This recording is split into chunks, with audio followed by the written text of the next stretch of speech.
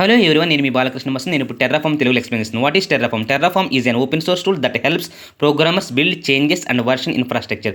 Programmers అంటే ఇక్కడ developer code develop చేసిన తర్వాత దాన్ని బిల్డ్ అంటాము. తర్వాత ఏదైనా మోడిఫికేషన్ ఏది చేంజ్ అంటాం.